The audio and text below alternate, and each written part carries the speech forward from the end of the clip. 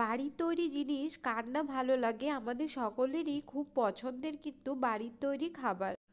নমস্কার, welcome back to my channel. তো আমার চ্যানেলে আপনাদের সবাইকে অনেক অনেক স্বাগত জানিয়ে আজকের ভিডিওটি শুরু করছি। কয়েকদিন ধরে কিন্তু আকাশের অবস্থা খুবই খারাপ, খুবই মেঘাচ্ছন্ন রয়েছে এবং আজকে কয়েকদিন হলো রোদের দেখা নেই। তো এরম ঠান্ডার মধ্যে এরম একটি ওয়েদারে গরম গরম তেলে ভাজা এবং সঙ্গে গরম গরম চা কার না ভালো লাগে খেতে। আজকে আমি তৈরি করেছি গরম গরম বেগুনি এবং খাওয়া সোডা ছাড়াই যে বেগুনি বা তেলে যে কোনো তেলে ভাজা এত সুন্দর ফুলতে পারে, আপনারা শুধুমাত্র এরকমভাবে বানিয়ে দেখবেন, কোনো রকম খাওয়া সোডা ছাড়াই কিন্তু খুব সুন্দরভাবে ফুলবে এবং অনেকক্ষণ ফোলা অবস্থায় তেলে ভাজাগুলি থাকবে।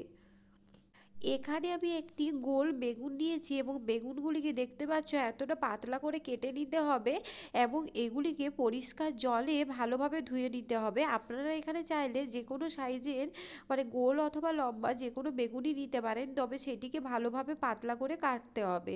এবার এগুলিকে ধুয়ে আমি অন্য একটি প্লেটে তুলে নিয়েছি এবং সেটার মধ্যে 1 চামচ হলুদ গুঁড়ো, 1 চামচ লবণ ভালোভাবে মাখিয়ে 10 থেকে 15 মিনিটের জন্য রেখে দেব।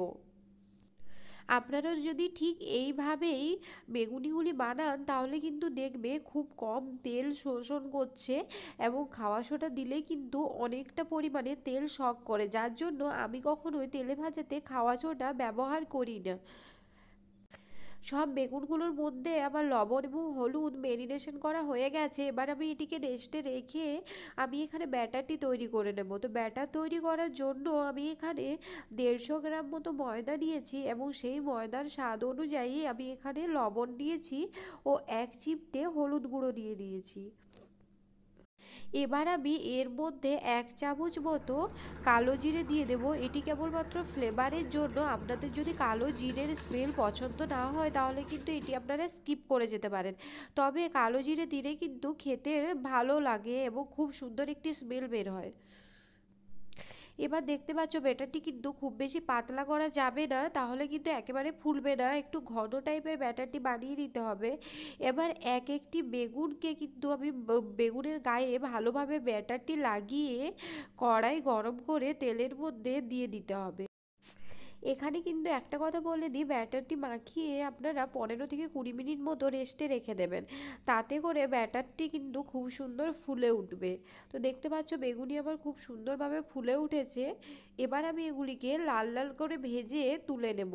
আর হ্যাঁ, বেগুনিটি কিন্তু যখনই ফুলে উঠে যাবে তখনই আপনারা গ্যাসের ফ্লেমটি কিন্তু লোতে নামিয়ে দেবেন, তাহলে কি হবে অল্প আঁচে সুন্দর করে একটি ভাজা হয়ে যাবে।